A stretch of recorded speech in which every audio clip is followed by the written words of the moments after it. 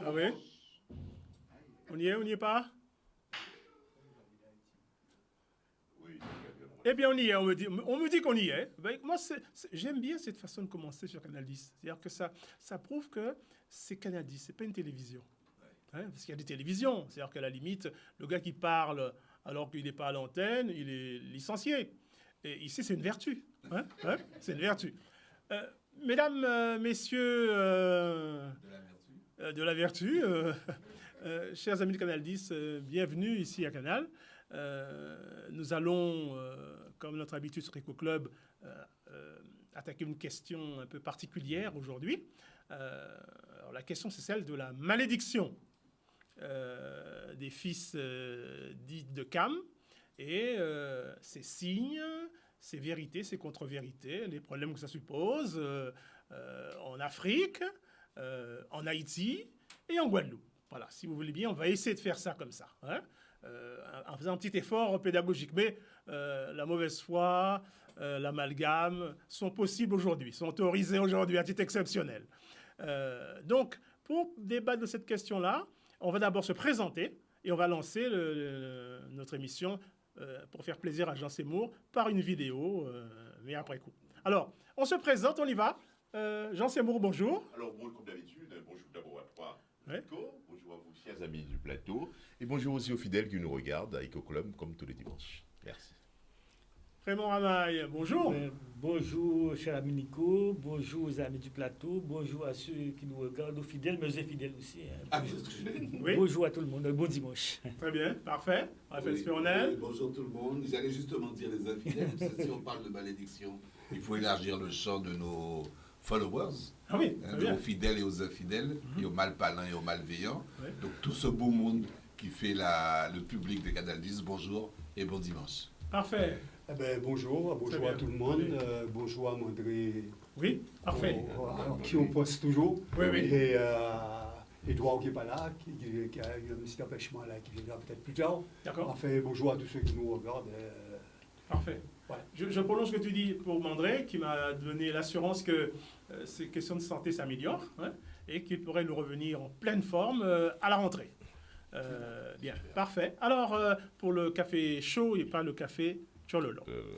Alors, j'ai osé vous provoquer autour de cette question de la malédiction des fils de Cam, réel ou pas réel, etc., et ses conséquences, ses conclusions, interprétations au niveau du monde noir en particulier, au niveau d'Haïti qui fait l'actualité en particulier, plus particulièrement, et notre pays, la Guadeloupe. C'est ce qui nous intéresse nous en tant que Guadeloupéens.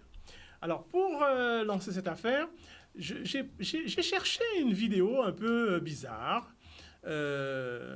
sur la dimension, je ne sais pas s'il faut dire religieuse, s'il faut dire spirituelle, s'il faut dire mystique de cette question. Alors, on va la passer. C'est une chanson qui s'appelle Papa Dambala, d'une chanteuse connue. On va l'écouter, puis après, on va pouvoir commencer le débat. Comme dit Beau Simon, technicien, Papa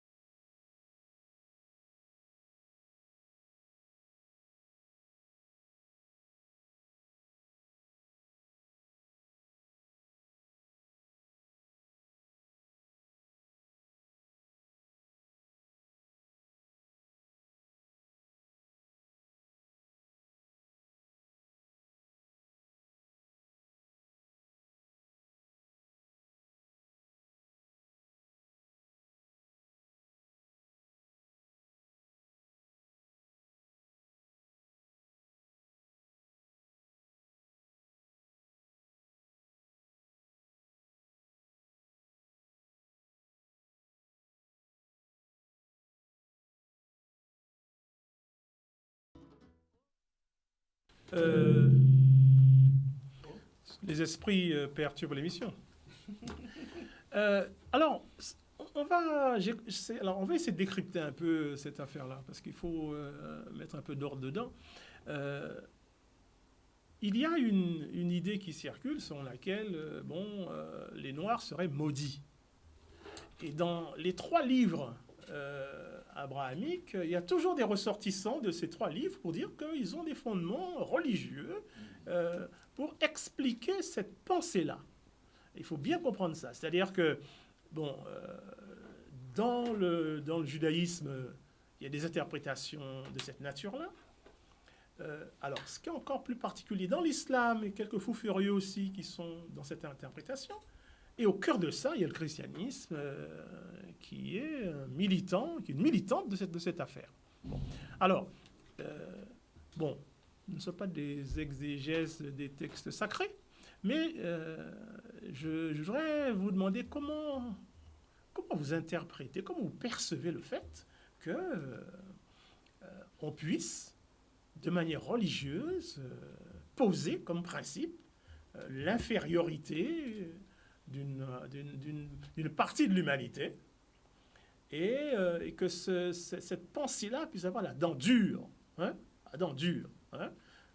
Alors, c'est un peu violent, c'est une question pour Édouard Collet qui est absent. C'est dommage. Mais c'est vrai que commencer par là, l'échelle globale, m'a interpellé. Vous voyez comme dit quelqu'un, n'ayez pas peur, c'est une question que je connais bien malheureusement pour plein de raisons, mais le début de ça, c'est qu'est-ce que ça peut bien vouloir dire une malédiction sur une partie de l'humanité. Jean Seymour, alors Jean, comment tu vois ça, toi? D'abord, je vais quand même préciser que tu as évoqué qu'il y aurait 3 livres. Hein. 3 livres, je couille. Oui, les 3 livres de l'unicité. Oui, selon lesquels les Noirs seraient maudits. Je ne les ai pas lus, bien entendu. Alors, tu vois, Jean, quand même, 3 interprétations. On revient aux autour de ces 3 livres. D'accord, on revient aux interprétations. Je crois que les interprétations, c'est ça. Je ne les ai pas lus tous, mais en fait, je pense que cette idée selon laquelle il y aurait une catégorie, disons, peut-être des races, il y aura d'autres en difficulté. Cette idée tiendrait à ce qu'on pourrait, au constat que nous connaissons tous, c'est qu'il y a une part de la population mondiale, qu'on peut cibler très bien, qui depuis, disons le mot, non, vit dans des difficultés, n'arrive pas à s'accorder sur le comment faire, pour pouvoir, disons, égaliser en quelque sorte une autre catégorie, ou du moins mener le monde, s'organiser, réussir leur vie.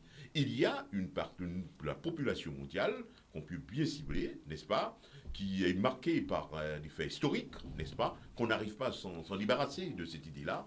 Et on constate que du fait des difficultés quant à se dégager de cette idée-là, eh bien, le côté religieux, le côté spirituel, mythique, gagne les cœurs, gagne les esprits. Et il y a toutes sortes d'analyses. Donc je crois que le fait même c'est un constat, oui, il y a une part de la population qui vit en grande difficulté, et on regarde, mais je crois aussi il y a tous ceux qui vivent en difficulté, qui connaissent ces difficultés-là, ces problèmes, ne sont pas dans l'inertie.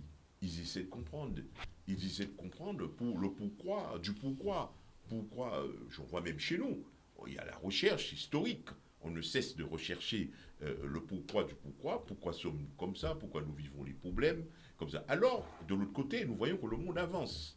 Le monde avance, quand je dis que le monde avance, et nous nourrissons, nous utilisons les progrès du monde pour comprendre notre histoire. J'en ai pour preuve que, je le dis souvent, que Google avance, que Amazon fait le monde, que Facebook fait le monde, et aussi Apple et Microsoft.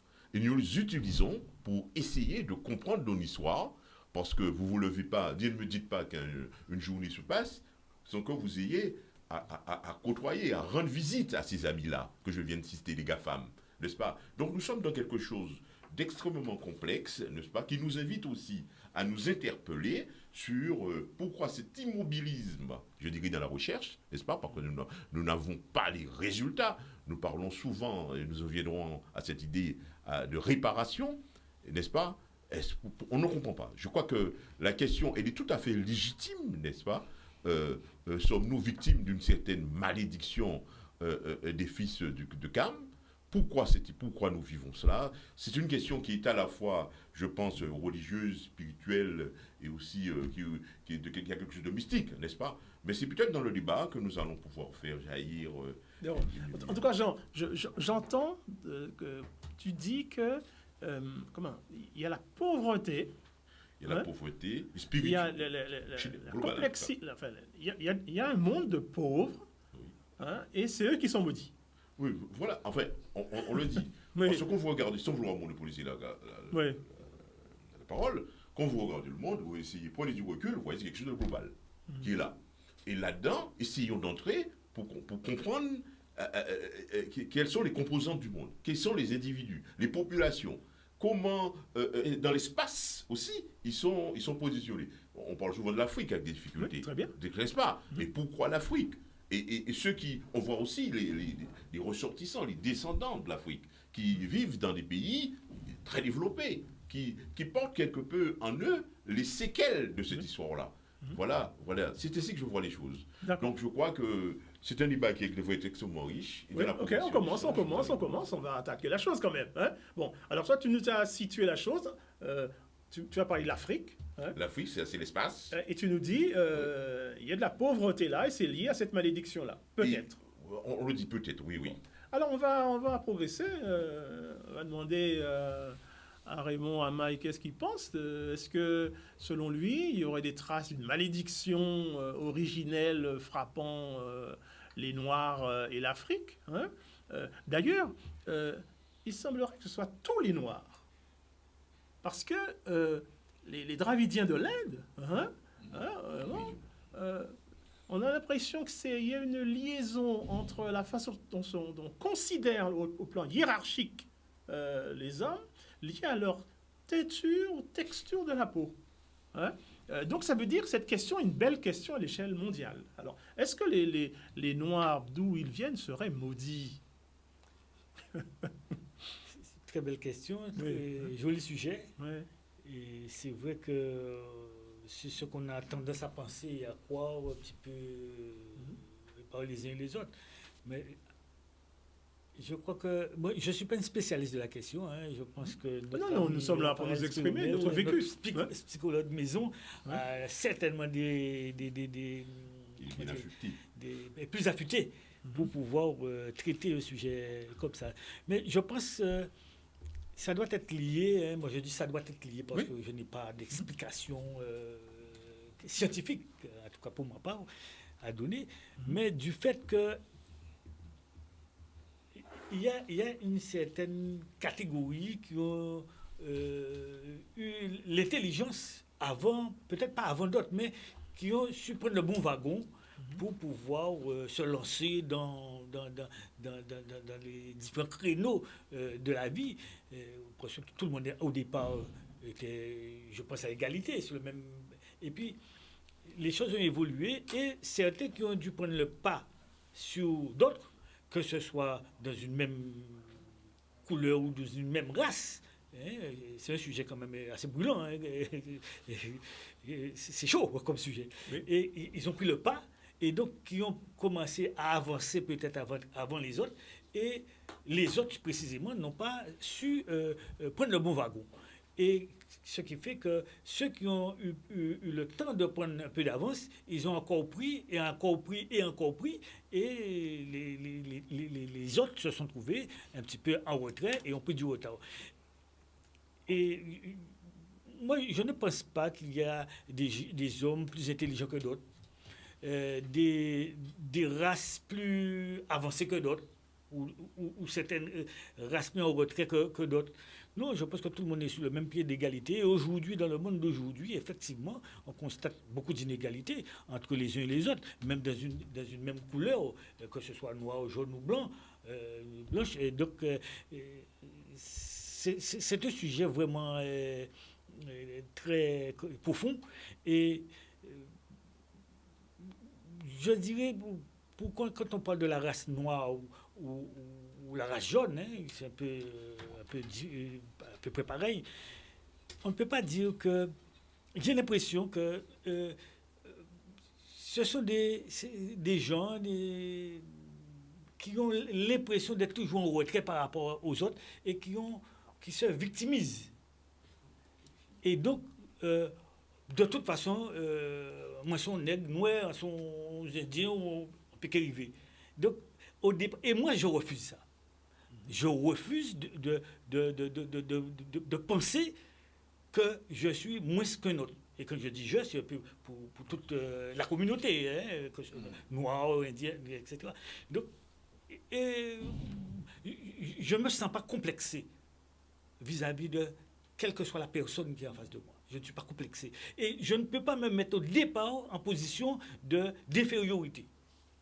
Je suis sur le même pied d'égalité. Je vais, par exemple, j'entends des gens dire, je vais en France, je suis victime de racisme. Comme peut-être les Blancs viennent ici, ils sont victimes de racisme. Moi, je pense que c'est un petit peu banalisé, cette manière de voir. Mais de là de dire, parce que je viens de la Guadeloupe, ou parce que je suis noir, ou parce que je suis jaune.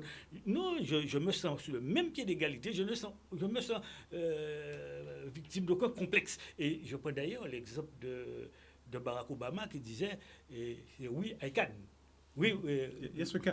Yes, we can. Yes, we can. Donc, ça prouve déjà qu'il se place dans un contexte d'égalité avec les autres. Et d'ailleurs, on a vu ce que ça a donné. Donc, et c'est ce que je reproche même à nos compatriotes guadeloupéens, pour revenir sur la Guadeloupe, et ce qui est pareil partout, selon moi, que au départ, on va dire, parce que c'est en noir, il paraît ici.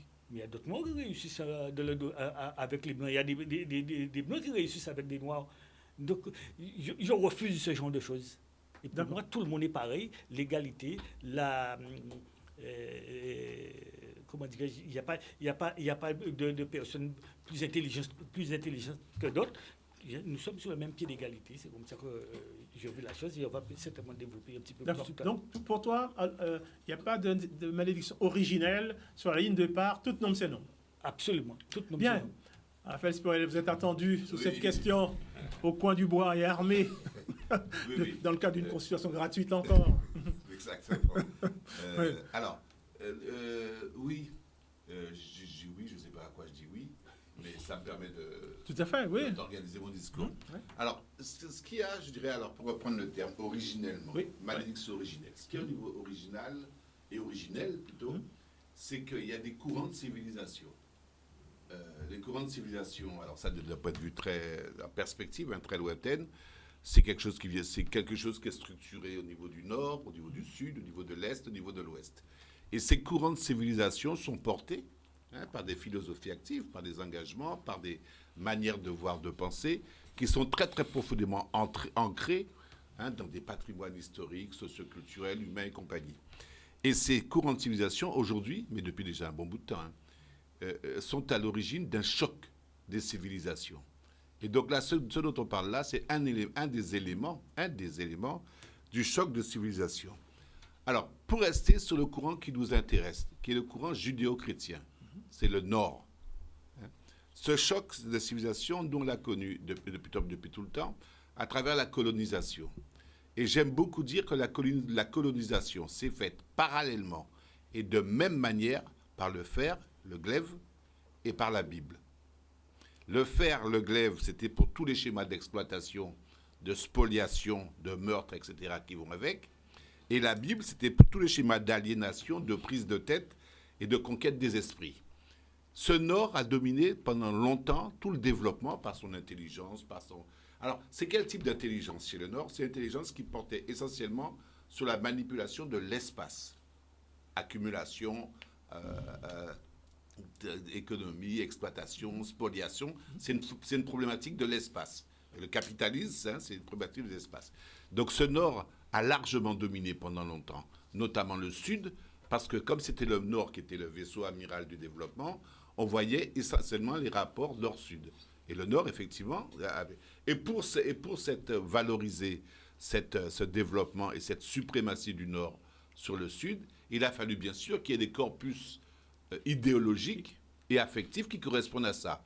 Et la malédiction de Cham, c'est venu bien après la Bible, bien après la Genèse, est arrivée à un moment donné pour justifier a posteriori ce qui allait se passer dans l'ordre de la domination. Il fallait que, bien sûr, que les nègres, je prends d'abord les nègres, soient bêtes, soient pauvres, soient ce, ça. Alors que je rappelle, entre parenthèses, qu'il y avait des civilisations millénaristes bien avant, en Afrique notamment, et dans le livre de Kizerbo sur l'histoire de l'Afrique, vous avez ça, bien avant que les royautés existent en France.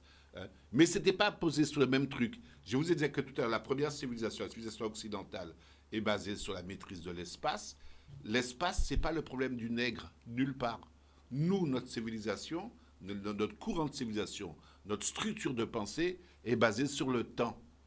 Et le temps est un temps bizarre, aléa cetaro. Ce qui ne veut rien dire, mais qui quand même, au niveau de l'impact économique, signifie bien des choses.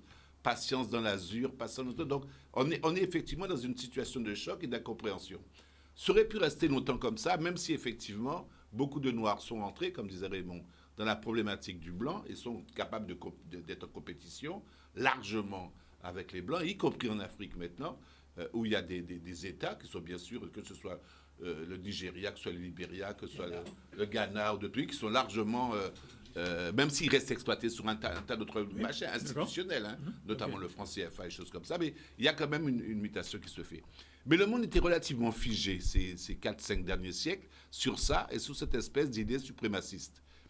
Alors, qu'est-ce qui s'est passé maintenant? C'est que maintenant, l'Est et l'Ouest, parce qu'on a toujours vu Nord-Sud, hein, de haut vers le bas. Hein, c'est une image spatiale, mais qui montre bien la domination du haut, le Nord par rapport au Sud. Et puis, on est passé maintenant à des rapports Est-Ouest.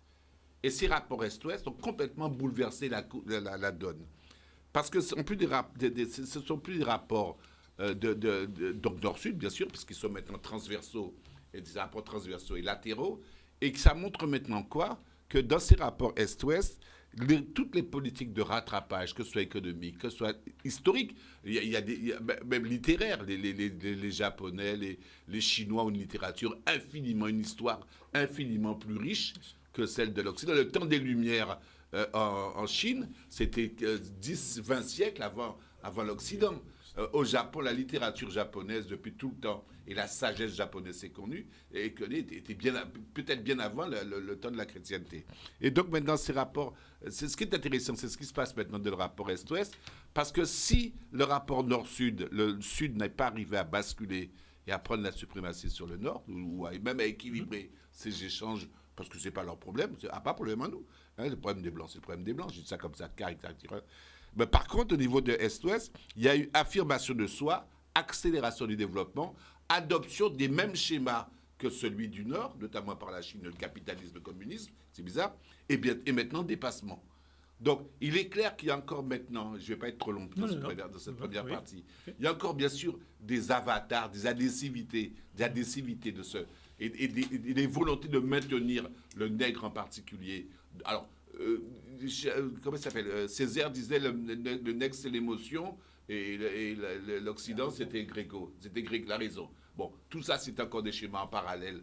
Bon, maintenant on n'est plus dans ça du tout. Et je reviens complètement sur ce que Raymond disait, je vais arrêter là. Hein. Effectivement, parce que sur le problème des nègres maintenant, démerdez-vous, potez mon nèvre.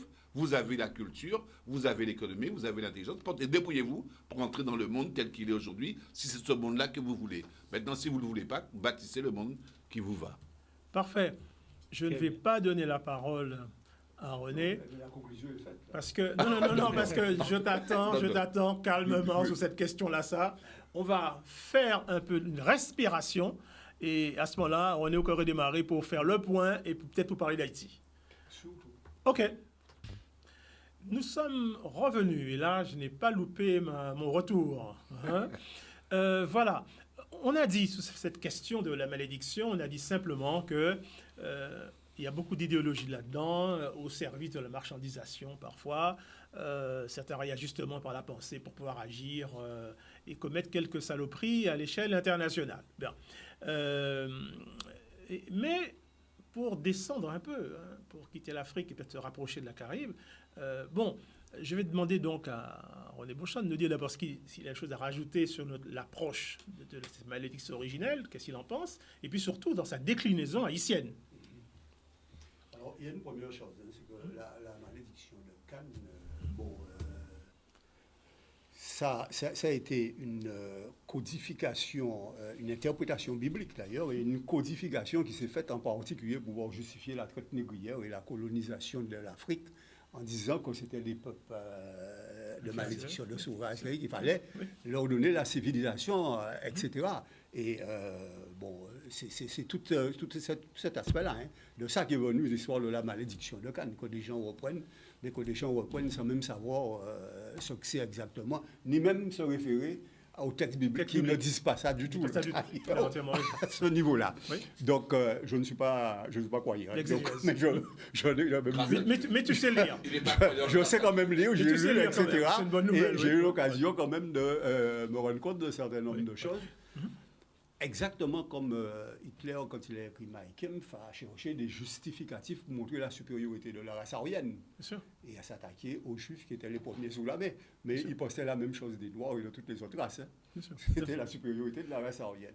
Et même tout le problème de la colonisation est toujours venu, alors pas nécessairement en utilisant la Bible, hein, mais toujours venu du fait qu'on avait des sauvages, que ce soit les Amérindiens, que ce soit les Chinois, etc., et que c'était des races inférieures.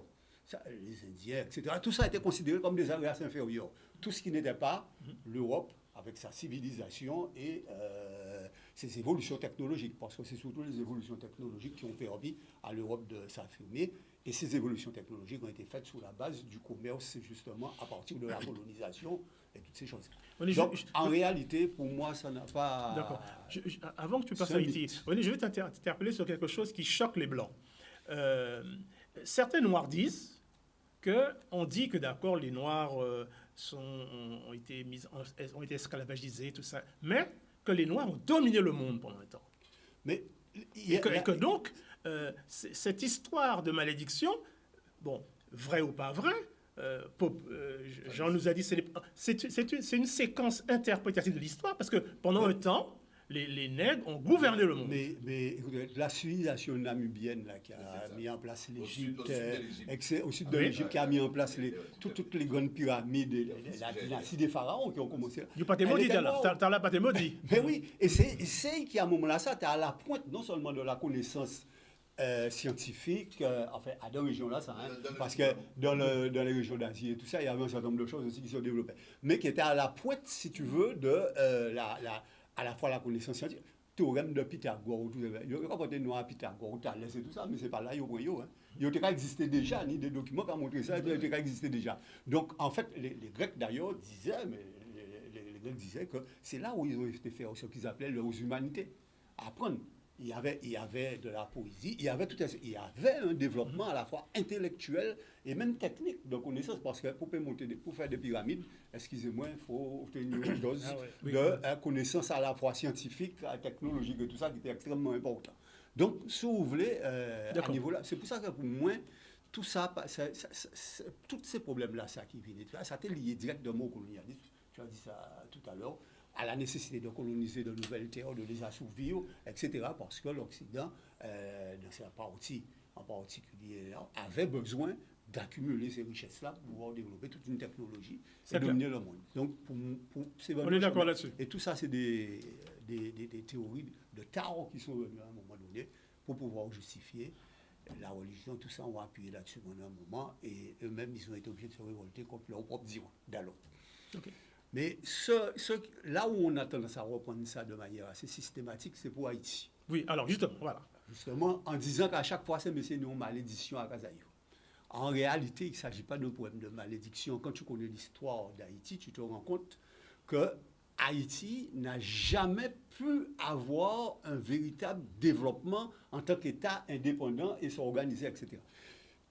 Depuis les fameux blocus et la dette de 50 millions d'euros qu'il fallait donner pour pouvoir indemniser les esclavagistes de l'époque, etc., où il y a un blocus avait été organisé, où on avait obligé Haïti, et pour qu'Haïti puisse payer sa dette, elle était obligée de faire un emprunt aux États capitalistes, donc ça dépend d'eux, etc.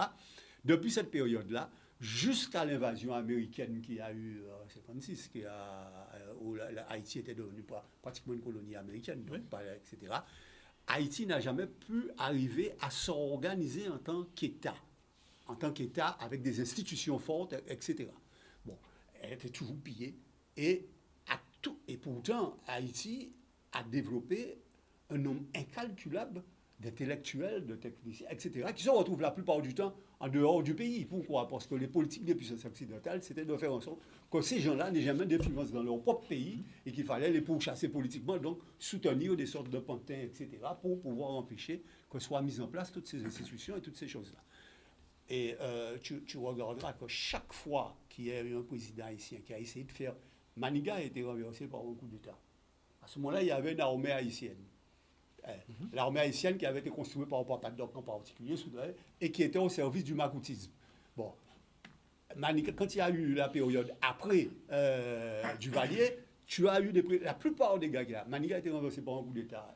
Aristide a été renversé par un coup d'État. C'est grâce à avait pris le pouvoir. Ensuite, on a ramené Aristide. Ensuite, Aristide, on s'est arrangé pour que, etc. Et on l'a exfiltré. Et c'est les puissances occidentales qui l'ont exfiltré.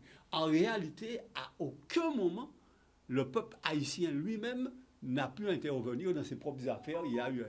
Ça, c'est déjà une première chose. Mais quand tu prends la réalité là, à l'heure actuelle, tu te rends compte quoi? Alors, il y a un problème. Qu'est-ce qui se passe? Un commando de 28 personnes qui ont là-dedans 26 soldats colombiens qui avaient participé à la lutte anti-guérilla en Colombie et qui étaient à la retraite, mais qui étaient dans des différents organismes de mercenaires qu'on venait puiser là-dedans et tout ça. Donc, il y a 3 agences d'ailleurs de mercenaires qui sont impliquées, plus 2 Haïtiens naturalisés américains. Ces 28 membres-là, ils passent avec armes lourdes, matériel, bagages, par Saint-Domingue pour pouvoir arriver en Haïti pour aller. Mais comment c'est possible ça? Justement, comment c'est possible? C'est possible, bien qu'ici, ils ont bénéficié d'une complicité à la fois internationale, parce qu'ils n'ont pas bénéficié d'une complicité simplement internationale, qui a permis de rentrer Saint-Domingue et rentrer interne Haïti, qui a permis de rentrer. Complicité internationale, pourquoi on a dit ça? Parce qu'on ne peut pas dire moins que la CIA et la NASA, pas la NASA, la NSA, qui a dominé le monde du renseignement et des services secrets, et en particulier l'Amérique latine qui a constitué arrière au Kouaï, et qui d'ailleurs a financé ces agences de recrutement-là, parce que c'est Bouglassa qui a servi parfois pour les bases œuvres qu'ils ont besoin de. Donc, on ne peut pas dire qu'ils n'ont pas au courant, qu'ils n'ont pas ça, les services secrets français et canadiens qui sont directement impliqués en Haïti. Tout le monde là, ça, pas ça. Opération là, ça qu'a réalisé avec des véhicules militaires. Combien qui a été opéré les moins, c'est que habitation à Jovenel Moïse, il y a Pétionville. En par exemple, si j'ai à Haïti, moi j'ai à Haïti, j'ai Pétionville en particulier. Pétionville, c'est quartier à la grande bourgeoisie haïtienne, c'est là les 12 familles dominantes d'Haïti qui arrêtées, mais c'est quartier aussi à les ambassades. Donc c'est un quartier super sécurisé. Et très à part. Ouais. Il y a une ambassade spéciale qui est là aussi. Oui. L'ambassade des États-Unis. Et oui, les États-Unis. Ambassade à les États-Unis et ambassade à le Canada, tous les deux situés à 3 minutes de case d'habitation à Jovenel Moïse. Donc, ça pose aux questions qui Jean, et en plus, habitation à Jovenel Moïse, c'est une habitation présidentielle qui est sécurisée par la garde présidentielle qui est constituée par des soldats d'élite. Or, c'est M. qui a pénétré, il a tué le président là, etc. Donc, ça Jacques a posé un certain nombre de questions. D'autant plus que vous savez que Jovenel Moïse, c'était homme de confiance, ça, les 12 familles. C'est eux-mêmes qui rangeaient pour faire élire, avait ancien président là, et tout ça. Et que pendant le mandat, il y a accordé 12 000 hectares de terre supplémentaires. Alors que c'est un pays où on a dit qu'il faut nécessiter une réforme foncière, etc. Il y a accordé ces familles-là, pratiquement 12 000 hectares de terre supplémentaires. Et on l'a avantages financiers et fiscaux, notamment, ils ont tout impliqué dans le détournement à les fonds d'aide. Et en particulier, c'est là que du Venezuela. Donc, c'était homme de payayo. Comment on peut expliquer cette situation-là, ça? C'est qu'il y a un contexte là, ça, c'est que premièrement, Jovenel Moïse était qu'à prendre de plus en plus d'indépendance vis-à-vis de ces 12 familles-là, ça. Et ça était qu'à venir de propres personnalités. Personnels, il n'était qu'à arrêter répété depuis quelque temps qu'après Dieu, il y a moi en Haïti. Donc, il était qu'à prendre place. Et il était mis qu'à gouverner par décret, puisque le mandat des députés était fini, pas ni élection qui était faite, il était qu'à gouverner par décret. Il était qu'à penser qu'il était faux dans le climat là qu'il y a là, qu'il véritablement engagé une réforme constitutionnelle. Et c'est ça, il était ni l'intention fait. Il était dit que oui, et c'est pour ça qu'il prolongeait bien là-dedans l'année en disant qu'il pas. Parce qu'il était voulu faire une réforme constitutionnelle, parce qu'il était conscient qu'il y a un problème d'État qui a posé, et tout ça, ni trop magouille, etc., etc. En sens, ça y est. Certainement qu'il n'y a pas nécessairement ça peuple d'ailleurs, parce que c'était comme mais c'est ça qu'il a été voulu faire. Et il était voulu faire une réforme constitutionnelle en mois de septembre, avant qu'il ait fait les élections présidentielles évitées. Une réforme constitutionnelle qui n'était pas convenue, mais qui n'était pas convenue, c'est mon là en face. Et il a déjà dit, il a voulu faire démissionner, et il a refusé de démissionner. Ça, c'est pour la situation interne. Il y a une popularité grandissante aussi au niveau de peuple haïtien. Parce qu'il y a toute une agitation, le fait qu'il ne veut pas quitter le pouvoir, qu'il y a un dictateur, qu'en plus, il y a un climat d'insécurité avec les gangs, mais les gangs qui généralement liés à les familles et aux politiciens corrompus. Tout à fait. Parce qu'il faut savoir très bien que les gangs, ils ont constitué d'abord par des gangs, mais ils viennent récupérer. Et en tête à les gangs depuis quelque temps, on voit que c'est des anciens policiers qui étaient en révolte pas ni longtemps qui en tête à les gangs. Donc, toute une manipulation des gangs à niveau là, ça pour développer la sécurité. Et lui-même, je vais peut-être rendre compte de ça, parce qu'il a dit à plusieurs reprises, on sait très bien d'où vient. Nous savons bien la sécurité là, ça vient et qui liaison qui vient entre ces boucles là. Deuxième bitin, c'est qu'il y a encore des croissants aussi, les puissances de débarrasser de Jovenel Moïse aussi, d'avoir trouvé que c'était une sorte de personnage embarrassant pour eux. Troisième problème, à présent, alors les ruptures avec les 12 familles qui posaient et ont une véritable hostilité à l'égard de M. Mais troisième problème, c'est que les puissances internationales, eux-mêmes, étaient embarrassées avec M. et voulaient éliminer M. Si bien qu'il y a une complicité. Il y a un contexte, une complicité générale qui fait, et ça déroulait à niveau là ça. Et quand il a déjà dit à plusieurs reprises que monsieur même était enclenché dans les bitins mafieux, pas été participé au détournement et tout ça, si vous regardez des gens là qui ont assassiné, on a l'impression d'un bitin tout à fait mafieux. Et pour qui on a dit ça, exécution qui a rappelé ça les gangs mafieux qu'a fait. Deuxième problème qu'on va rendre compte, c'est que la police haïtienne, qui pas foutu faire face aux gangs, oui. Qui pas foutu faire travail de recherche pour les assassins, les journalistes qui meurent et tout ça, ils ont plus faible taux de réussite. En 24 heures, ils ont arrêté tous ces bougas. Ils ont arrêté ces bougas pratiquement tous. Comme si ces bougas, qu'ils ont présentés comme des professionnels, mais ce n'est pas professionnels, ils n'ont pas ressorti à Yoda ici. Manifestement, ils ont qui ont organisé là, ils ont certainement dit ces bougas, ils ont béni pour problème, etc. Et ils là organisé pour faire quoi? En intervention extérieure, mais que, bon, nébuleuse, etc., etc. Parce qu'ils ont arrêté ces bougas, mais ils n'ont pas eu un pays qui a quitté les commanditaires. Or, les commanditaires, manifestement, ils sont multiples. Ils sont complices à ce niveau-là. Et tout ça qui a parti d'une conception bien particulière, aussi bien des familles les plus puissantes, des corrompus, des politiques corrompus à des pays là, ça, et des puissances étrangères, qui à travers l'aide internationale, et en particulier les ONG, parce que la plupart des ONG là, c'est des ONG qu'ils ont même créées et qui mettent en place américaines ou canadiennes ou françaises, et qui en fait ont participé au détournement des fonds qui viennent de l'extérieur et qui ont enrichi. Donc, il n'y a pas besoin qu'il n'y ait pas un État fort qui dit qu'il a, qu'il n'y ait pas une institution forte, qu'il n'y ait pas un bidet fort. Ils ont préféré qu'Haïti était en situation là, ça, parce que ça permet tout le monde mettre en route intérêt à eux et business à eux, et que tout le monde a trouvé par eux à dominer à ça. Donc, toute conjoncture d'intérêt là, ça a bien montré que pour le monde n'a pas intérêt à ce qu'il y ait des institutions et qu'il y ait un État fort au niveau à la.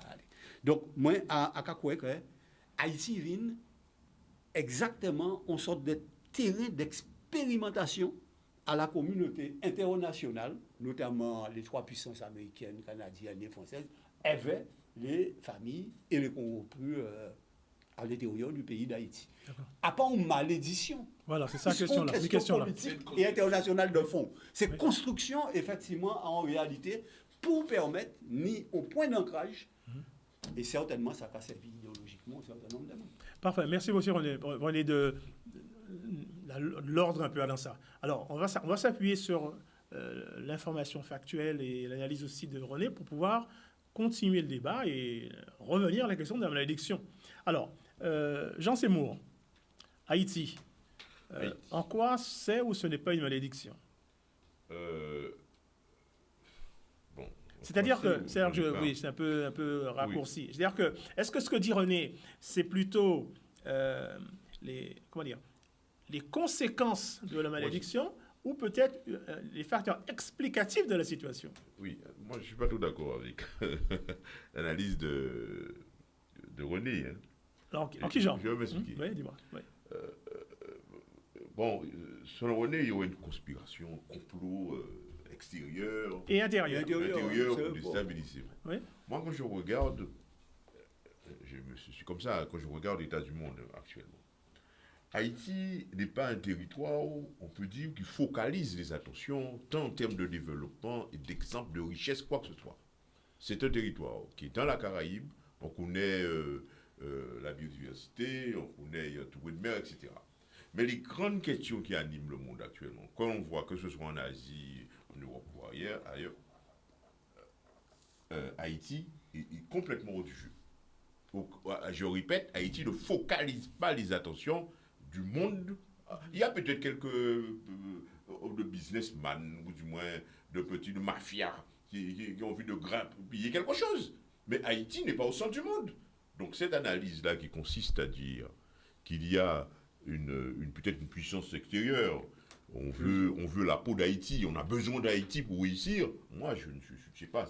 J'ai jamais dit ça. Non, peut-être que tu l'as pas dit, mais en fait, j'ai pu comprendre ça. Pas ça, et si je m'en pas ce qu'il a dit. Bon, moi, je crois que plutôt que Haïti, qui est devenu un pays qui est indépendant depuis la première République noire indépendante, et n'a pas pu se détacher, n'est-ce pas, accéder même à la voie du développement. Et là encore, il faut bien comprendre une chose, c'est que le développement, c'est très relatif, à mon sens. Il n'y a pas un développement, un modèle de développement.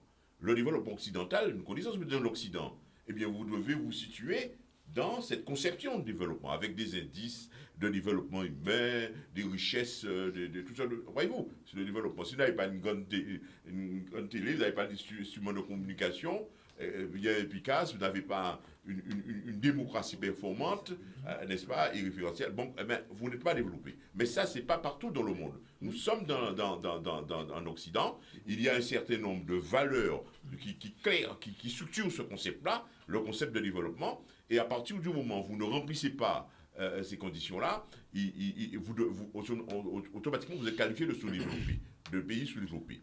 Alors, ce qui se passe, c'est que les anciennes puissances colonisatrices, Haïti était sous la coupole d'une puissance. On a vu que lorsque Haïti est devenu indépendance, qu'est-ce qu'il primait? Il primait tout simplement, il y avait quelque chose qui poussait comme ça un concept, le droit d'ingérence. C'est-à-dire toute puissance extérieure estimait qu'un territoire devenu indépendant, eh bien, la puissance, une grande puissance se devait d'avoir un droit d'aller, et également l'ancienne puissance colonisatrice, elle devait. Mais on a vu aussi que depuis, avec l'effondrement de l'Europe, le Kosovo, ce concept de droit de gérance s'est considérablement dépassé. Maintenant, on a vu émerger le devoir de gérance. C'est-à-dire, il y a un certain devoir de gérance qui est porté par une des institutions, notamment l'ONU, avec toutes ces institutions spécialisées, qui à partir du moment où un pays s'effondre, est en grande difficulté, il n'y a pas une souveraineté de l'État, il y a une souveraineté défaillante même de l'État, eh bien, c'est l'institution qu'est l'ONU, avec ces institutions, l'Organisation des Nations Unies, avec ces institutions spécialisées, que ce soit l'OMC et le FMI, ont ce qu'on appelle un devoir de regard. Et de dire comment accompagner ce territoire pour aller vers des lendemains meilleurs. Je crois que la question est là. La question, c'est qu'à mon sens, il ne faudrait pas voir le développement d'Haïti avec les mêmes éléments, les mêmes concepts des années passées. Il faut regarder le monde tel qu'il est, avec son mode de fonctionnement, et pour dire comment accompagner Haïti. Voyez-vous, dans tout ça. Ça veut dire quoi? Ça veut dire tous les petits gangs qui sont là, qui veulent tuer, qui veulent foutre le bordel. Eh bien, il faut qu'ils soient mis hors du jeu. C'est ça. Il faut une autorité en Haïti. Pour aucun pays, même chez nous, voyez-vous, il y a une autorité de l'État. Eh bien, demain, sera sous n'importe quelle configuration. Ce sera peut-être un autre État, avec des autres... Mais il y aura une autorité, il faut une force pour pouvoir maintenir. La force, quand elle s'exprime sur le droit, on le dit, c'est la tyrannie. Il faut le droit, donc il faut effectivement des législateurs qui doivent structurer la vie en société et faire respecter les textes. Je crois qu'Haïti, c'est ça. C'est ça. D'accord. Mais Jean, bon, ton avis là-dessus, comment se fait-il quand même, bon, pour dire aux ceux qui nous regardent, hein, quand on parle d'Haïti, c'est pas point-à-pitre, hein, c'est 11 millions oui, et demi de personnes. Je crois que plus de la majorité des gens ont moins de 20 ans. Cette affaire-là, c'est une bombe humaine On le comprend. Bon, alors, comment peux-tu imaginer que dans ce contexte-là, alors que historiquement, c'était la perle des Antilles pendant un temps, historiquement, c'était un lieu de richesse et tout ça, qu'aujourd'hui, on puisse laisser faire des présidents qui... le Bouakabouine par décret, donc il n'a pas d'Assemblée nationale, il n'a pas de Parlement, il n'a pas d'armée, il n'a pas de police, et on laisse faire ça. J'ai dit on laisse faire ça. Est-ce qu'il n'y a pas une interprétation quand même? Est-ce que c'est un hasard? Est-ce que c'est un concours de circonstances? Est-ce qu'il n'y a rien? Est-ce qu'il n'y a pas aucun facteur explicatif de ça? Oui, on peut toujours l'expliquer. Parce que, vous voyez, dès qu'il y a cette question du développement, à mon sens, que dans le cas d'Haïti, n'est pas prise dans un espace international où chacun s'exprime, il y a des puissances. Eh bien, un pays comme ça qui s'aventure, qui va en Haïti pour mettre de l'ordre, eh bien, c'est l'ingérence, on va dire. On va dire, c'est modèle s'il veut mettre les mains sur Haïti, c'est ça qu'on dira. Mais à mon sens, qu'à partir du moment, il faut qu'il y ait une instance internationale qui puisse donner le là, etc., pour pouvoir, en fait, et même dans les instances internationales. Mais la MINUSTAH, elle était là. Alors, même dans les instances, l'exemple de... La MINUSTAH a porté au contraire le choléra en Haïti. Oui, mais la MINUSTAH n'a jamais réussi à éradiquer non plus le problème des gangs. Moi, je ne comprends pas ce que tu dis. En tout cas, on peut voir. Il faut bien se dire une chose. Voilà. Le modèle que je présente, c'est un modèle. Il y a toujours dans tout modèle, il y a des à côté, il y a ceux qui ont tendance à bifurquer, à passer à côté. C'est ça le problème. Même dans le système d'aide en Haïti, et René l'a dit, les aides sont des aides liées. C'est-à-dire, maintenant quand on donne de l'aide à un pays, ce sont des aides liées. C'est-à-dire, on vous donne de l'aide, mais avec l'argent que vous allez recevoir, vous devez faire ceci, vous devez faire cela. Et ce que vous faites, quand vous faites ceci, vous faites cela, vous favorisez le développement du pays qui vous donne de l'aide. Les aides liées. Bon, il y a aussi une théorie qui essaie un peu de lutter contre. Mais acceptons l'idée que dans tout schéma de développement, il y a toujours des à côté, même ici, même à Casanou. C'est ça. Mais je ne sais pas si on n'est pas d'accord là-dessus, peut-être. Mais Jean, est-ce que tu penses que pour régler la question d'Haïti, c'est pas aux Haïtiens de laisser l'Haïtien en paix avec leurs problèmes, ou est-ce que c'est le monde et ses intérêts divergents qui doivent utiliser Haïti comme un terrain de football pour régler leurs problèmes? Ça, il faut veiller à ça. Jean a dit des choses là, je voulais être clair. Allons-y, oui, je te connais. Le débat est bon là. Les interventions ont été permanentes en Haïti.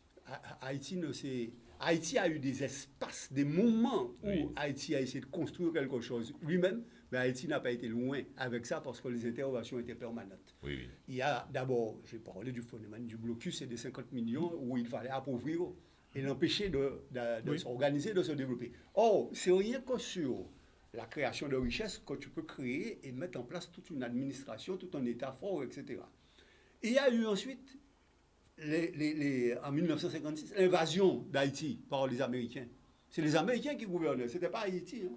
Il n'y avait pas de gouvernement, tout ça a été voltigé.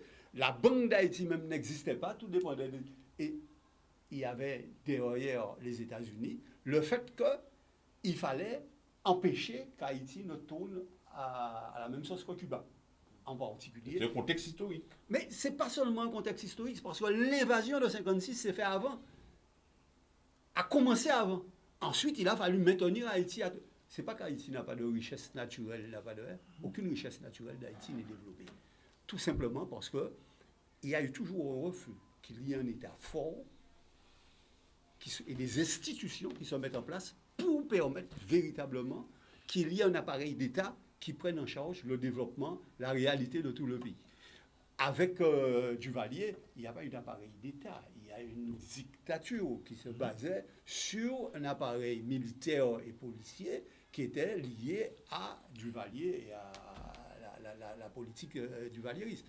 Une fois que Duvalier est tombé, tout ça, au contraire, tous ces éléments-là, ça, police, gendarmerie, ont disparu petit à petit parce que, à la suite des coups d'État, etc., on a fallu dissoudre la police, dissoudre l'armée, etc., et on a fini de démanteler tout ce qui était institution au niveau d'Haïti. Et à l'heure actuelle, tout le monde profite de ce détellement, de cette situation-là. Aussi bien les politiciens qui sont liés aux 12 familles et qui dominent la vie au niveau d'Haïti et tout ça, qu'un certain nombre d'autres choses. Tu parles des gangs tout à l'heure et tu parlais des gangs. Là, on a envoyé la MINUSTA pourquoi ? Pour établir l'ordre en Haïti, paraît-il, et pour pouvoir appuyer la police, etc.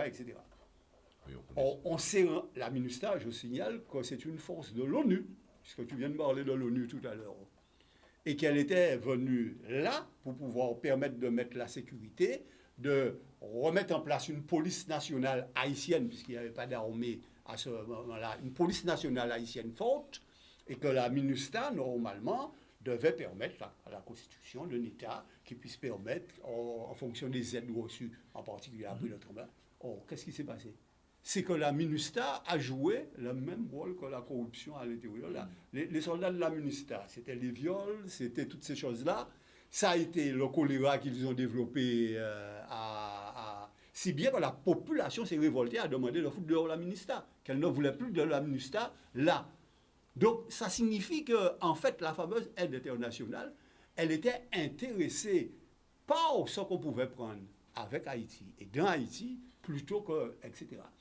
C'est elle qui a permis de capter toute l'aide internationale en permettant la mise en place d'ONG qui sont pour la plupart des ONG américaines, canadiennes ou françaises, mais qui n'ont qu'un objectif, et ça je peux te le dire parce qu'après le tremblement de terre, je suis monté en Haïti, en principe c'est les ONG qui devaient construire les nouveaux trucs et tout.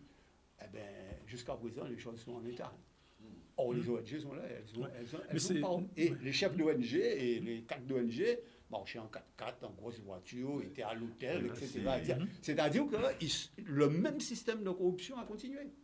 Mais, donc, alors, c'est pour ça que... Et quand tu me parles, les puissances étrangères, mais elles sont là.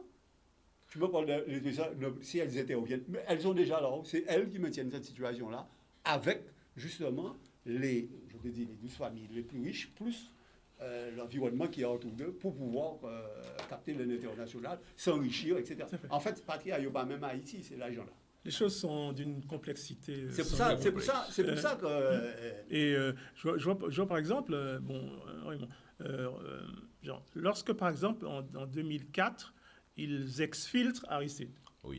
C'est exceptionnel. C'est-à-dire que les services secrets français, les Canadiens, les Américains débarquent en jardin, au Cap-Passé Bougla, et fouillent des voix. Je rappelle simplement que Bill Clinton a été responsable un ancien président. Pourquoi on met un ancien président des États-Unis à s'occuper d'un vieux petit pays comme Haïti, c'est que les enjeux sont infiniment supérieurs à ce que vous croyez, à ce qu'on croit. En tout cas, mais c'est des bonnes questions. Je dis que, par exemple d'Italie, en Italie, il y a eu la mafia. Oui. C'est pas du tout la même chose. Il y a eu la corruption aussi. Moi, je pense qu'on est toujours possible de mettre en place des dispositifs pour, comme je dis, contreventer un système. Quand un système est bancal, il ne fonctionne pas, parce qu'il y a ceci, cela qui ne va pas, eh bien, on peut mettre en place des dispositifs pour permettre au système de bien fonctionner, d'être bien vertical. En tout cas, avec toi, mais s'il y a une volonté de le faire, mais il n'y a aucune volonté, ni internationale, ni à l'intérieur pour le moment de le faire. Voilà le problème. Parce que tout le monde y trouve son compte. On n'est pas dans la malédiction, on est dans la corruption et une construction. Et voilà les problèmes. Alors, cette histoire de malédiction sur Haïti. Alors, je vais commencer tout simplement par quelque chose que j'ai trouvé, qui va résumer, qui est dans le contexte de l'émission. Je dis bien dans le contexte de l'émission. Très bien, oui. Et qui dit tout simplement, sur les réseaux sociaux que j'ai pris ça, bon Dieu, mais t'es fait. En 6 jours, fait Haïti, crédibilité, tout ça a été mis à faire en Haïti. 7e jour, la maman Bougaka a posé quoi, ça t'a créé Haïti. Alors, ça résume un petit peu... sur l'allégorie de la malédiction. Qui dit, sur le thème de la malédiction. Ouais. Et donc, moi, tout simplement, je dirais, effectivement, on a parlé de ONG, on a parlé de plein de choses. Et tout ça, c'est vrai. C'est une situation particulièrement complexe, Haïti. C'est un puzzle. Et pour bien jouer, pour aligner les planètes, aujourd'hui, ce n'est pas le cas. Les planètes ne sont pas alignées pour Haïti pour essayer de commencer à sortir de cette situation. Et je me rappelle, il y a l'enjeu politique, géopolitique, avec deux côtés. Quand on a eu la guerre froide, ensuite on a eu la détente mondiale, on a bien vu, c'est à ce moment-là que les Américains ont eu tendance ont lâché Duvalier, et qui a fait qu'il n'y avait plus d'enjeu. Donc Duvalier finalement a été un petit peu lâché, et on connaît la suite, et ensuite son fils est passé. Et j'avais dit à l'époque, quand le fils Duvalier, Bébé Doc, est parti, on est sorti trop vite. C'est peut-être un petit peu dangereux ce que je vais dire. Oui, on a l'habitude. De la dictature pour passer à la démocratie. Ouais. Et il n'y a pas eu d'interface entre la dictature et la démocratie. Et on voit bien que le peuple haïtien, j'ai demandé par-dessus, j'ai fait une erreur encore, et n'est pas encore prêt pour entrer dans la démocratie pure, par exemple, comme la France, comme la Guadeloupe, où on a quand même, avec tous ses défauts, mais nous avons quand même déjà atteint un certain niveau que je dirais que Haïti n'a pas encore atteint. Et j'avais dit à l'époque à des Haïtiens du pays, de la Guadeloupe, si vous commencez aujourd'hui, je vous donne 200 ans pour arriver à atteindre une forme de démocratie qui puisse être à peu près acceptable. Mais ils n'ont pas commencé, c'était après la chute de Bébé Doc. Ils n'ont toujours pas commencé apparemment. Et on voit aujourd'hui le pays plongé dans... Et tous les jours, je dirais, s'engouffre dans une situation toujours plus difficile. Et on parle d'aide internationale. Effectivement, aujourd'hui, moi, je suis convaincu que Haïti ne pourra pas s'en sortir s'il n'y a pas une aide internationale. Quelqu'un qui va aider Haïti. Mais pour aider Haïti, il faut encore qu'il y ait des Haïtiens qui puissent, ou en tout cas un groupe d'Haïtiens pouvant au moins gérer la situation. Or, quel que soit le président, il n'est jamais bon. On voit du jour au lendemain, et c'est ça le niveau démocratique que je parle. Il faut accepter. La démocratie, c'est accepter l'autre tout en n'étant pas d'accord avec lui. On n'est pas d'accord, mais on est absolument. Je n'aime pas la ceinture de sécurité, mais je suis un démocrate, c'est la loi, je porte ma ceinture de sécurité. Donc, et j'ai l'impression que les Haïtiens n'ont pas encore compris qu'il faut laisser un certain temps à un président, bien élu ou mal élu, on connaît un peu comment ça se passe, de prendre les commandes pendant quelques années pour voir l'orientation qu'il faut donner et avoir le concours de l'aide internationale. L'ONU, par exemple, ou d'autres forces. Par exemple, la France, qui était bien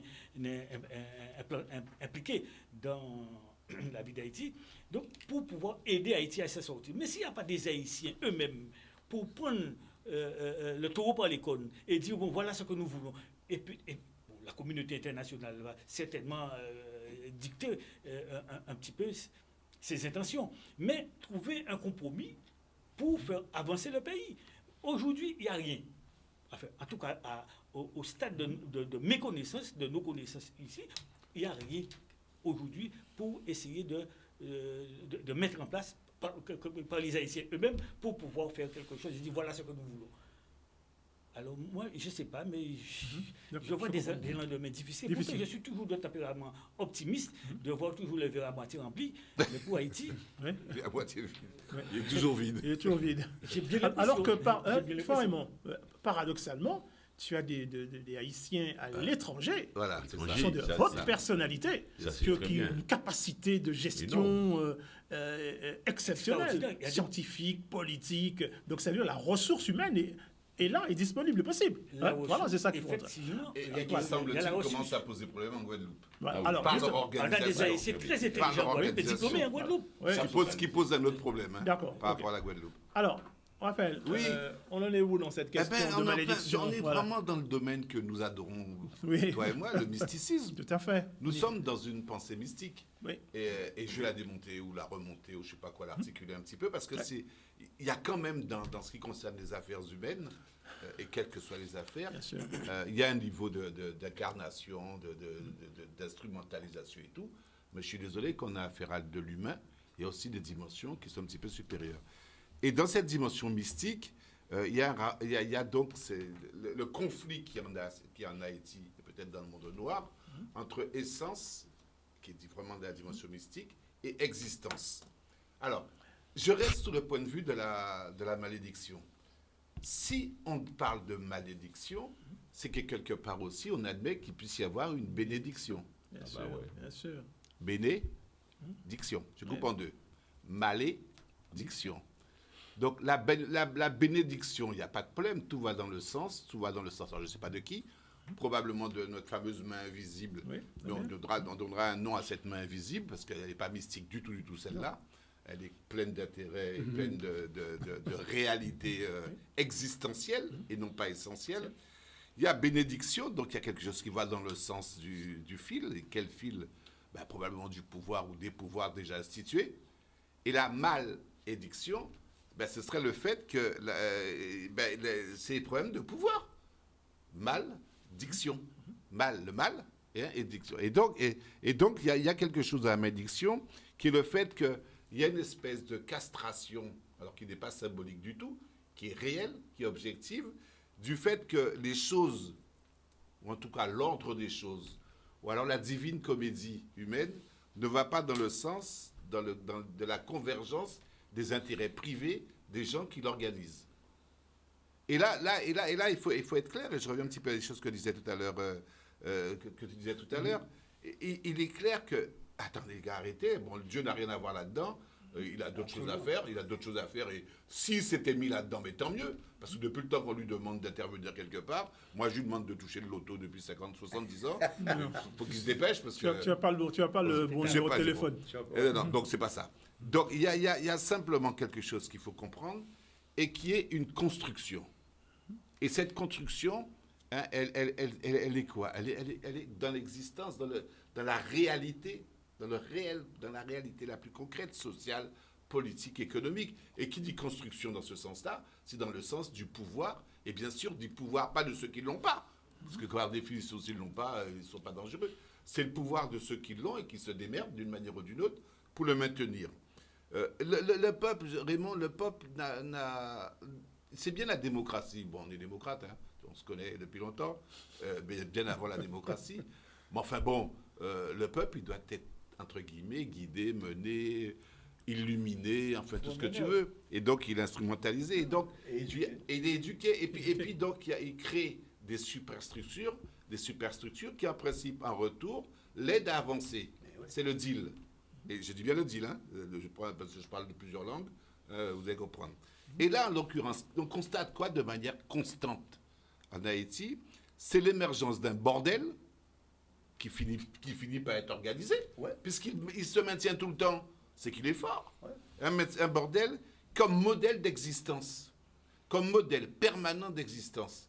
Ils ne sont pas plus couillons que nous, ils ne sont pas plus imbéciles, parce que vous disiez effectivement, moi je connais un tas d'Haïtiens en Guadeloupe comme ailleurs aux États-Unis, qui sont absolument brillants, qui dirigent des choses. J'avais un très très bon ami qui dirigeait l'hôpital de Brooklyn, un Haïtien, il est retourné en Haïti, il reste un quart d'heure, il est revenu chez lui. Bon, tous les mythes de ce qu'il y a eu après Duvalier, quand une certaine intelligentsia diaspora haïtienne est retournée, pour essayer de travailler, pour essayer de faire des choses, ils y croyaient fermement. Ils ont essayé de faire des choses, ils sont revenus de partout. Bon, écoutez la Ferrière parler aussi, de temps en temps, quand elle se lâche un peu, c'est de la souffrance érotisée, tellement elle est devenue importante, cette souffrance-là.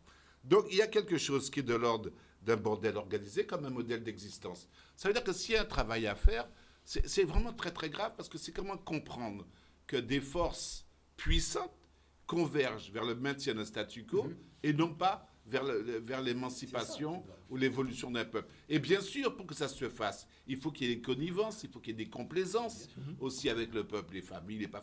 Mais attends, on est dans une sordide affaire que tout le monde connaît et qui était pré-révolutionnaire au niveau de la France, qui était pré-ceci, pré-cela. Bon, alors dictature, pas dictature, tout ça, c'est la même chose. C'est très, très difficile. Et quand je te rejoins, je ne vois pas... Au stade actuel, bon, tu as donné 200 ans, non, ça peut, la rédemption, ça peut se faire très très vite, en une génération. Mais il faut qu'il y ait un déclic. Et le déclic, il est mystique. Okay. Il est dans un domaine, il est quelque part qui est de l'ordre de la transcendance. Absolument. Et ça, il n'y a pas de transcendance. Alors maintenant, juste un petit exemple en disant qu'Haïti, c'est pas la Guadeloupe. C'est peut-être pas la Guadeloupe, mais c'est peut-être le centre des arts. Ouais. Oui, alors là, ça c'est la troisième partie. Alors, non, mais justement, là-dessus, je voulais juste lire une chose. Oui, dis-moi. Qu'on disait un universitaire qui pourtant s'était mis au service de l'équipe de Jovenel Moïse et tout ça. Il disait on assiste, il a écrit d'ailleurs, sur la judiciarisation des enjeux et limites de sociopolitique et économique. Il disait on assiste dans tous les secteurs à une criminalisation croissante des milieux économiques, politiques et financiers. Hommes d'affaires et tenants de la criminalité organisés se coalisent pour accroître la synergie entre économie conventionnelle et économie criminelle.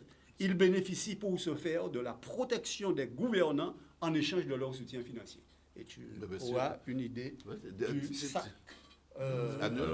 Et tout ça avec la caution des puissances étrangères qui sont là et qui, elles aussi, ont intérêt à ce système-là. C'est là le fond du... C'est pour ça, tu me parlais de complot. Il s'agit d'intérêts communs et convergents qui s'organisent. De manière très objective, très concrète, sur le dos des populations. Nous débattons, très bien. Nous parlons d'Haïti, nous sommes ici à EcoClub, nous débattons, nous parlons, mais faisons très attention. Il faut que nous nous regardions aussi, nous. Oui, mais absolument. Nous, Guadeloupe. Alors justement, parce que l'exode, les Haïtiens quittent leur pays. Il y a l'exode des Haïtiens vers l'extérieur, vers le reste du monde. Et donc, il y aura moins d'Haïtiens en Haïti. Parce que pour le moment, les millions qui sont là, tous ils sont des chefs, il n'y a pas de leader. Mais quand ils sont au moins nombreux, il y a un leader qui va émerger.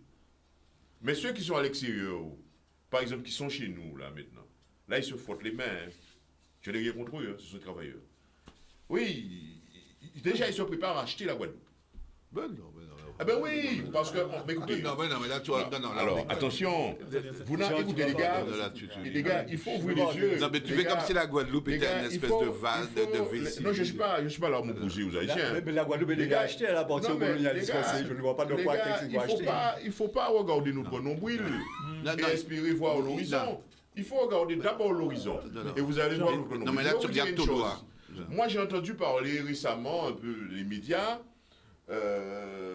il faut l'évolution des institutions. Oui, c'est très bien d'ailleurs. Il faut faire comme l'Écosse. Oui, ça c'est un modèle. Pour acheter un foncier, par exemple, en Guadeloupe, il faut exister 5 ans. Mais le jour qu'on arrive à ça, c'est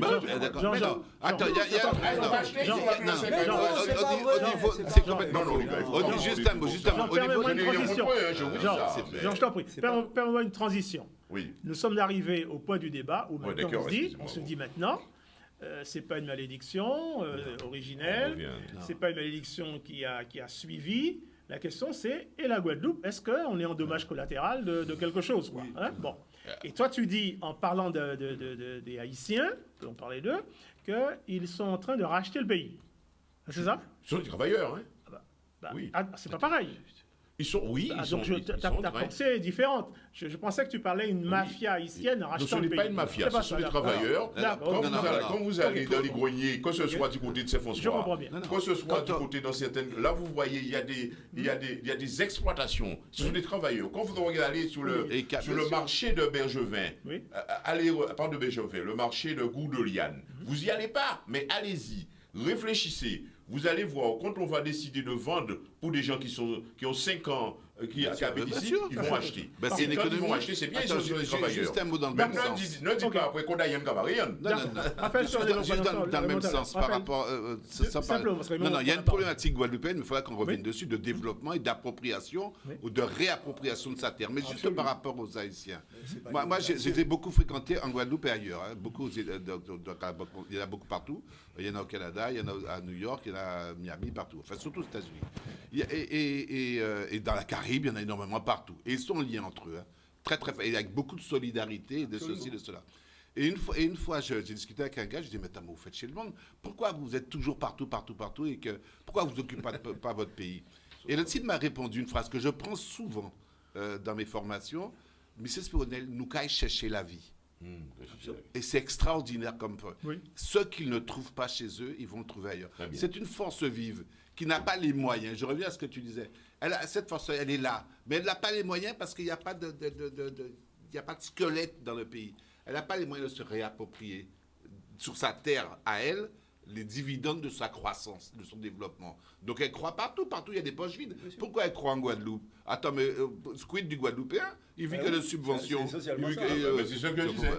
Mais oui, mais c'est pas la faute des Haïtiens. Non, mais c'est pas la faute des Haïtiens. C'est pas la Je faute me dis pas plus que... J'aimerais Raymond mettre un milliard dans ça. Oui, mais non, mais... Mettez un milliard dans ça, mon Il faut éviter de tomber. Alors, pour rester dans le contexte, oui, bien ce sûr. contexte-là, effectivement, nous avons dans le domaine agricole énormément de ressortissants haïtiens qui viennent dans le petit commerce chercher la vie. Oui. C'est ça le dans terme. Le petit C'est ça le terme, l'expression. Nous venons chercher la vie. Et d'ailleurs, je connais des Haïtiens en Guadeloupe, au moins un. Son nom, enfin son surnom, c'est chercher la vie. Il est décédé depuis. Et quand une communauté commence à prendre trop de place, effectivement, comme disait Jean, il faut se regarder aussi. Ça peut créer un certain nombre d'irritations. Et ça se ressent déjà. Et pas plus qu'avec les ressortissants haïtiens que d'autres ressortissants des îles de la Caraïbe. Et là, c'est pour parler un petit peu de la Guadeloupe. De la place de la Guadeloupe dans la Caraïbe. Chose que on a déjà discuté de ça ici. Il y a une certaine attractivité de la Guadeloupe, a une certaine attractivité. Et c'est vrai qu'il y a le système qui est en place, quoi qu'on puisse décrire ou pas, mais c'est un système où les gens arrivent quand même à joindre les deux bouts, tant bien que mal. Et avec les aides proposées, on sent bien que la France, la politique de la France, c'est que les étrangers qui arrivent ici, souvent, sont installés, ils ont des aides pour pouvoir s'installer et qui leur permettent de venir gagner leur vie en complément. Et c'est ça, l'haïtien qui est un bûcher, c'est un travailleur en complément, en plus de ses aides. Il travaille aussi et qui fait une certaine compensation et qui leur donne aujourd'hui un pouvoir d'achat que nos Guadeloupéens n'ont pas et ne peuvent pas accéder à certaines... C'est pas simplement un pouvoir d'achat, c'est important ce que tu dis. C'est aussi un pouvoir d'économie. Ça veut dire qu'ils économisent et ils achètent. Prenez la rue, comment ça s'appelle? Rue Frébeau? Pas rue Frébeau, la première... Abbé Grégoire, sur la droite et tout. Nous sommes du moule. Bon, si tu veux aller faire acheter un truc le soir, soit tu vas chez le Chinois, soit tu vas chez l'Haïtien jusqu'à 10h du soir. Les gars, ils bossent, ils économisent, ils ont des tontines, leur économie, ils ont des tontines, ils ont des banques entre eux. Donc la question, ça, c'est une organisation sociale. Alors, c'est la même pour chose. conclure, parce qu'on me demande de conclure, la Guadeloupe serait-elle maudite alors? Peut-être pas. La Guadeloupe serait-elle maudite? C'est super cette question. On peut commencer par ça la prochaine fois. Alors, rapidement. Nous avons des institutions qui sont hyper généreuses. Nous avons des institutions... Le conseil institutionnel. Non, le conseil d'institution qui la sauvegarde. Oui. La Guadeloupe est-elle maudite? Non, la Guadeloupe, elle est bénite. Bénite, très bien. Non. Raphaël Spironel. Il y a une dame de Guadeloupe qui protège la Guadeloupe. Une dame mystique qui la protège. Alors, on parlait... Raphaël, on va le mettre dehors aujourd'hui. C'est ma journée avec moi. Raphaël, la Guadeloupe est-elle maudite? Malédiction et bénédiction, la Guadeloupe est bénite aussi. Très bien. Sauf que les Guadeloupéens, ils ont qu'à jouer tout bitin. Y compris avec eux-mêmes. Voilà, très bien. René, est-ce que la Guadeloupe maudit? Non, mais pour moi, pas maudit. C'est vous-même qui avez foutu à leur propre malédiction. Aussi, vous croyez à la malédiction. Mais c'est l'attitude à moun qui a mené moun à faire dire qu'il y a maudit. Mais ça va dire que... Dis Guadeloupéens, qu'on nous a dit, mettez-en au travail, arrêtez de mentir l'État, engagez-les autres. C'est le libéral qui a parlé. Alors, on va arrêter. Chers amis, je vais vous interrompre. Merci beaucoup. Pour conclure, moi qui crois en la force de l'esprit, je crois aussi que pour sortir de cela, on a besoin des femmes. Je vais vous faire écouter ce message magnifique chanté, et je récidive, par Malika Tyrolien, qui s'appelle « Femme ». Merci beaucoup. Continuez le débat chez vous sur cette belle question de responsabilité sociale.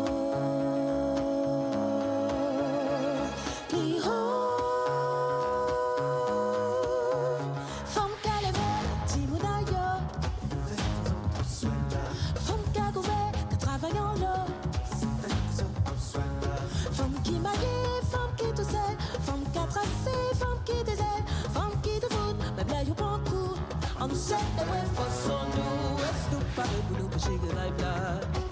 Pour nous changer game là? Est-ce nous parler pour nous pécher que vibe là? Mais ça oh, si oh, est-ce nous parler pour nous pécher que vibe là? Pour nous changer game là? Est-ce nous parler pour nous pécher que vibe là? Mais ça oh, si oh, funky petite, funky collette. Femme mal en nuit, faut qu'il y ait de fête. Prends place à sa femme, bébé, y'a tant. Femme en bas soleil, femme à chalet. Femme qui défaille, femme qui rasait. Femme qualité, pour monde à changer. Les fêtes, l'en met et crier.